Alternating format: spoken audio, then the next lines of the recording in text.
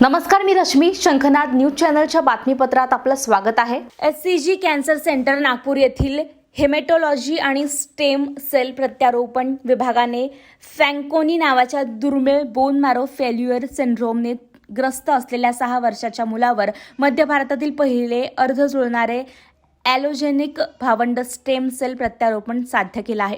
पुन्हा एकदा नवीन इतिहास रचला आहे. एचसीजी कॅन्सर सेंटर नागपूर हे मध्य भारतातील सर्वात मोठे बोन मॅरो ट्रान्सप्लांट युनिट आहे, ज्यामध्ये 9 बेड आहेत. एचसीजी कॅन्सर हॉस्पिटलने मध्य भारतात सर्वाधिक यशस्वी बोन मॅरो ट्रान्सप्लांट केलेत आणि या सुविधेमध्ये डॉक्टरांची सर्वात मोठी टीम देखील आहे. मध्य भारतातील सर्वात मोठा BMT कार्यक्रम असण्याव्यतिरिक्त मध्य भारतात TBI करणारे हे पहिले केंद्र आहे. फॅन्कोनी ॲनिमिया हे अनुवंशिक अस्थिमज्जा निकामी होण्याचे सर्वात सामान्य कारण आहे, ज्यामुळे रुग्णाला संसर्ग, रक्तस्राव, रक्तकर्करोग आणि घनकर्करोग होण्याची शक्यता असते. अस्थिमज्जा हा हाडांमधील स्पंजयुक्त पदार्थ आहे जो स्टेम पेशी बनवतो. स्टेम पेशी लाल रक्तपेशी, पांढऱ्या रक्तपेशी आणि प्लेटलेट्स बनवतात. या रक्तपेशी चांगल्या आरोग्यासाठी महत्त्वाच्या असतात. प्रगतिशील मज्जा निकामी झाल्यामुळे एम्प्लास्टिक ॲनिमिया नावाची स्थिती उद्भवते. यामुळे शरीरात नवीन रक्तपेशी बनणं थांबतं. फॅन्कोनी ॲनिमियाचं प्रमाण 1 लाख ते 2.5 लाख जन्मांपैकी एक आहे. अर्ध्याहून अधिक रुग्णांमध्ये 10 वर्षांपूर्वी हा रोग आढळून येतो, तर 10% प्रौढांमध्ये निदान होतं. फॅन्कोनी ॲनिमिया प्रकरणांपैकी सुमारे 75% जन्मदोषांशी संबंधित आहे. या रुग्णांमध्ये अस्थिमज्जा निकामी होण्यासाठी BMT हा एकमेव उपचारक्षम पर्याय आहे. सुमारे 1 वर्षापूर्वी मुलाला ताप आणि रक्तस्राव झाल्याचं निदान झालंय. त्याला रुग्णालयात आणण्यात आलं. तिकडे रक्त तपासणीत हिमोग्लोबिन, पांढऱ्या रक्तपेशी आणि प्लेटलेट्स कमी झाल्याचं दिसलं. यानंतर रुग्णाच्या अस्थिमज्जा प्रक्रियेद्वारे अस्थिमज्जा निकामी झाल्याचं कळालं. मुलांच्या पालकांना रोगाचं भयानक स्वरूप आणि त्याच्याशी संबंधित विकृती आणि मृत्यूचे समुपदेशन करण्यात आलं. त्यांना ॲलोजेनिक बोन मॅरो ट्रान्सप्लांट हा एकमेव निश्चित उपचार म्हणून सल्ला देण्यात आलाय. बोन मॅरो प्रत्यारोपण केलेल्या मुलाची स्थिती आता चिंतेची बाब नसल्याचं पत्रकार परिषदेत सांगण्यात आले. कार्यक्रमाच्या वेळी doctor Parag Ingale, doctor Manjit Rajput, doctor Venkatesh Swarlu Marpaka, doctor Nishant Dhakate, Rajat Bajaj, Vaibhav Sonawane उपस्थित होते. कार्यक्रमाचं सूत्रसंचालन सुचित खरे यांनी केलं. जी का सपोर्ट की वजह से हमने बहुत ही सफलतापूर्वक किया है और ऐसे बहुत से पेशेंट्स को इस तरह के ट्रांसप्लांट्स की जरूरत होती है, जैसे कि ब्लड डिसऑर्डर्स है, सिकल सेल डिजीज है, थैलेसीमिया है. इनमें ऐसे कई बच्चों हैं जिनको ट्रांसप्लांट से हम पूरी तरह से ठीक किया जा सकता है. ट्रांसप्लांट के बारे में बताने के लिए रिक्वेस्ट करूंगा.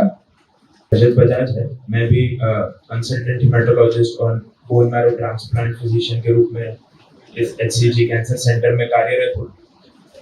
डॉक्टर निशांत ने आपको इस बीमारी और ट्रांसप्लांट के बारे में तो बताया, बट आप लोग आए हैं तो मैं इस प्लेटफॉर्म को एक रिक्वेस्ट और एक अपील करना चाहूँगा कि जहाँ हमें खुशी होती है कि हम लोग ऐसा काम यहाँ कर पा रहे हैं नागपुर में, जो कि इंडिया की कुछ बड़े सेंटर्स में ही होता है, जैसे बॉम्बे, दिल्ली, बेंगलोर, कलकत्ता, हैदराबाद. हम ऐसा काम आज नागपुर में भी कर पा रहे हैं, लेकिन उसी के साथ साथ थोड़ा दुख भी होता है क्योंकि इंडिया में लोग ही ऑल ओवर इंडिया ट्रांसप्लांट करा पाते हैं. मतलब 95% लोग जिनको ट्रांसप्लांट की जरूरत होती है वो लोग नहीं करवा पाते हैं, और इसका मेन रीजन है लैक ऑफ अवेयरनेस. और बोन मैरो ट्रांसप्लांट करने के बाद क्वालिटी ऑफ लाइफ ज़्यादा अच्छी नहीं रहती है, ऐसा जो मिसकंसेप्शन है मैं इस माध्यम के थ्रू वो करेक्ट करना चाहूँगा कि बोन मैरो ट्रांसप्लांट एक लाइफ सेविंग प्रोसीजर है. और सिकल सेल एनीमिया, थैलेसीमिया जैसी बीमारियां जो हम लोगों के सेंट्रल इंडिया में एक एंडेमिक है, मतलब यहाँ पे बहुत सारे मरीज हैं जिनको ये बीमारी है.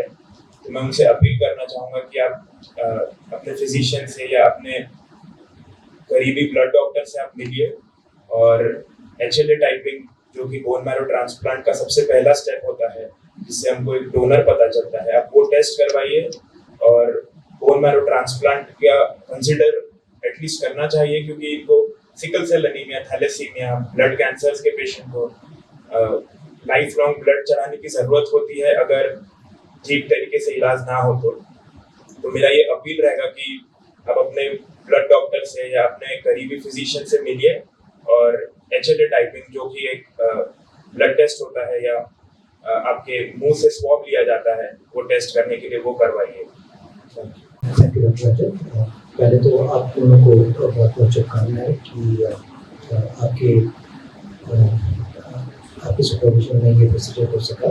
स्पेशली हमारा जो हॉस्पिटल है इट्स अ कैंसर हॉस्पिटल जिसमें दोनों प्रकार की बीमारियां जैसे कि सॉलिड ट्यूमर्स और ब्लड रिलेटेड कैंसर्स का ट्रीटमेंट होता है। सो मोस्टली हम लोग कैंसर रिलेटेड ट्रीटमेंट देखते हैं, बट ये केस बहुत यूनिक था जिसमें पेशेंट को कैंसर नहीं था, एक बिनाइन प्रॉब्लम है जो कि जैसे सर ने बताया कि बहुत ही कॉमन है। और हमारा जो बेल्ट है ये और छत्तीसगढ़ की तरफ का बेल्ट इसमें बहुत प्रचलित है ये बीमारियां। यहाँ पर कैंसर तो नहीं होता बट ब्लड नहीं बनता है शरीर में और कई बार ट्रीटमेंट के लिए ट्रांसप्लांट की ज़रूरत होती है। और जैसे सर लोगों ने हमें बताया कि दोनों ही ट्रांसप्लांट ऐसा प्रोसीजर है कि ज़्यादातर लोगों को पता नहीं है, अवेयर नहीं है कि कहाँ कराना है, किसके पास कराना है। और बच्चों में बहुत प्रचलित है और बच्चे हमारा भविष्य है, उनका ध्यान रखना आई थिंक हमारा फर्ज है। और इसलिए अवेयरनेस जैसे सर ने बोला कि इस प्रकार के ब्लड डिसऑर्डर्स की अवेयरनेस बहुत ज़रूरी है। और यूजली इन्फेक्शन होने के बाद उनको मैनेज भी करना बहुत कॉम्प्लिकेटेड होता है। सिर्फ 2 या 3 डॉक्टर्स नहीं, एटलीस्ट करीबन 5 से 7 लोग इन्वॉल्व रहते हैं एज ए डॉक्टर्स हर दिन उनका केयर करने के लिए। पीडियाट्रिशियन रहते हैं, इन्फेक्शियस डिजीज स्पेशलिस्ट रहते हैं। ज़्यादा जोइश रेस में मिलती है और हमारा योगदान इसके डायग्नोसिस में जो कि हम लोग साइटोजेनेटिक्स के द्वारा इसका डायग्नोसिस कर पाए। इस बीमारी में जैसे डॉक्टर निशांत ने बोला कि ब्लड नहीं प्रोड्यूस करता है, अपने जो बोन मैरो सेल्स हैं वो आरबीसीज, प्लेटलेट्स और डब्ल्यूबीसीज प्रोड्यूस नहीं कर पाते हैं। तो हमारा योगदान ये रहा है कि ट्रांसप्लांट के बाद भी अभी रोज उस पेशेंट की, बच्चे की मॉनिटरिंग हो रही है। क्या वो ग्राफ्ट सक्सेसफुल रहा, एनग्राफ्टमेंट हो गया है कि नहीं, हम रोज उसका आरबीसीज, उसके डब्ल्यूबीसीज, प्लेटलेट्स क्या वो एक लेवल तक पहुंच गए हैं ताकि हम इस ट्रांसप्लांट को सक्सेसफुल कह सकें। ये हम रोज पेशेंट बिल्कुल ही स्वस्थ है, अभी किसी तरह का प्रॉब्लम नहीं है। Haemoglobin, WBC, platelet completely normal है, किसी तरह का फीवर नहीं, कुछ नहीं। पेशेंट अभी भी ट्रांसप्लांट यूनिट में है और शायद और 4-5 दिन ट्रांसप्लांट यूनिट में ही रहेगा क्योंकि इस दौरान पेशेंट को इम्यूनोसप्रेशन चालू रहता है। इम्यूनोसप्रेशन की दवाइयाँ जिससे ग्राफ्ट रिजेक्ट न हो और ग्राफ्ट वर्सेस पोस्ट डिजीज न हो, इसकी दवाइयाँ चल रही होती है।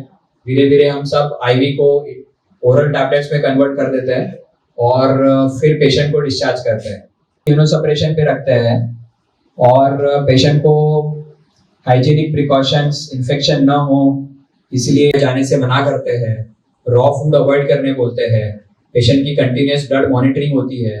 कुछ वायरसेस होते हैं क्योंकि इनकी इम्यूनिटी हमें सप्रेस करनी पड़ती है, इसलिए इस दौरान कुछ वायरसेस का रीएक्टिवेशन होने का रिस्क रहता है, जैसे कि CMV, साइटोमेगालोवायरस। ये वायरस रीएक्टिवेट होने से पेशेंट को CMV डिजीज हो सकता है जिससे लीवर, लंग्स, आंखों में असर हो सकता है और इन्फेक्शन हो सकता है।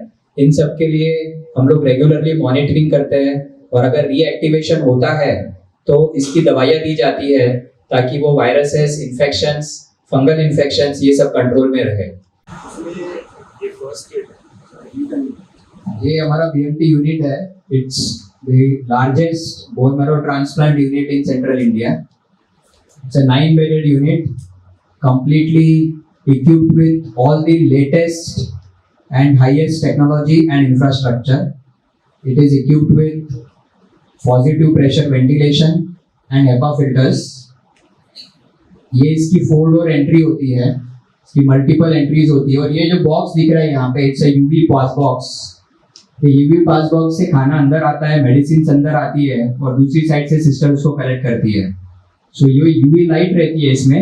UV लाइट से इन्फेक्शंस, माइक्रो ऑर्गेनिजम्स किल होते हैं और इससे हम पेशेंट को इन्फेक्शन होने से बचा सकते हैं। This is our nursing station.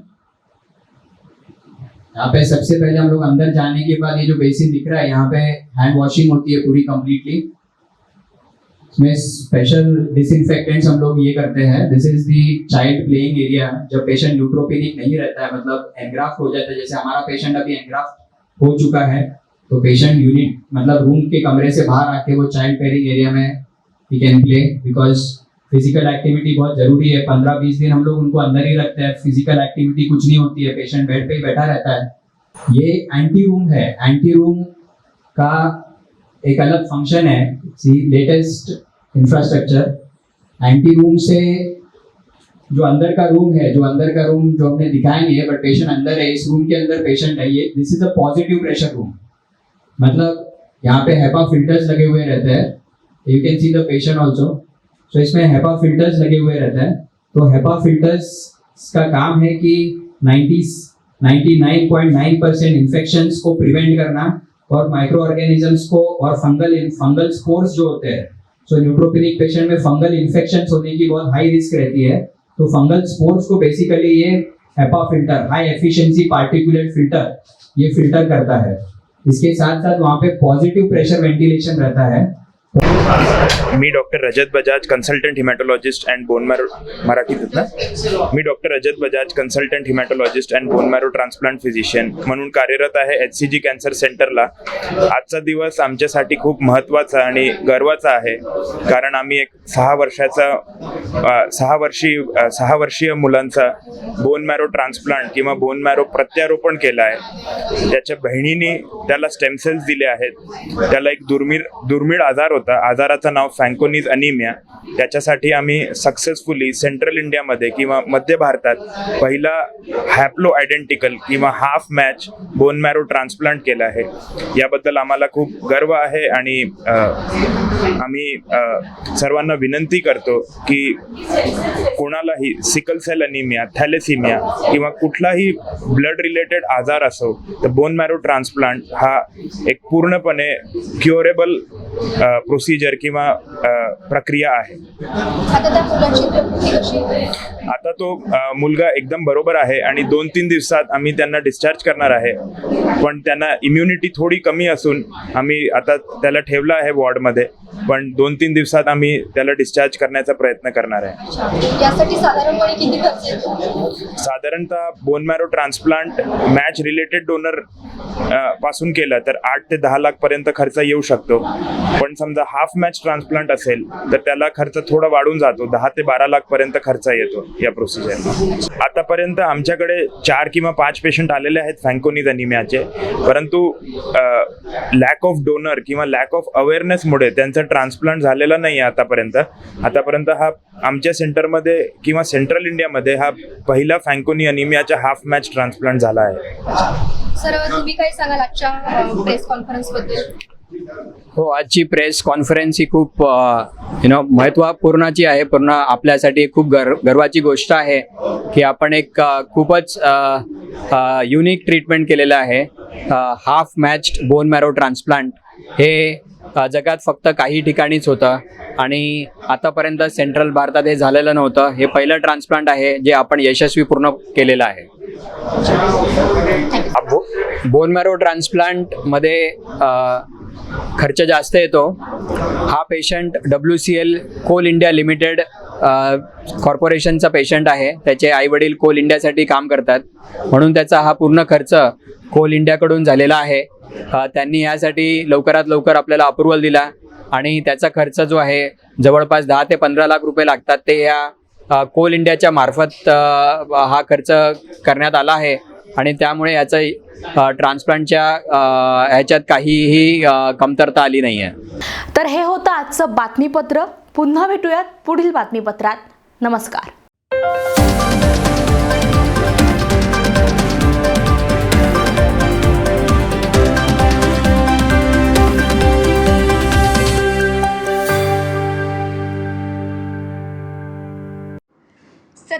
वर्षापासून आयुर्वेद सेवेत असलेली शिवशंकर आयुर्वेदिक एजन्सी अनुभवी वैद्य डॉक्टरांद्वारे जटिल किरण रोगांवर विशेषतः आयुर्वेदिक उपचार उपलब्ध आहे. सर्व नावाजलेल्या कंपन्यांची औषधं आणि सर्व प्रकारची जडीबुटी आणि रोगप्रतिकारक शक्ती वाढवण्यासाठी अनेक प्रकारची औषधं मिळवण्याचे एकमेव विश्वसनीय स्थान आमच्या इथे सगळ्या प्रतिष्ठित कंपन्यांचे औषधी उपलब्ध आहे. मग वाट कोणाची बघताय? आत्ताच भेट द्या शिवशंकर आयुर्वेदिक क्लिनिक. आमचा पत्ता आहे योग कॉम्प्लेक्स डॉक्टर मंगला केतकर हॉस्पिटलच्या समोर, महाजन मार्केट जवळ, टेम्पल बाजार रोड, सीताबर्डी, नागपूर. संपर्क साधा 8605 24 50 80. Landline number 0712 25 67 74 7.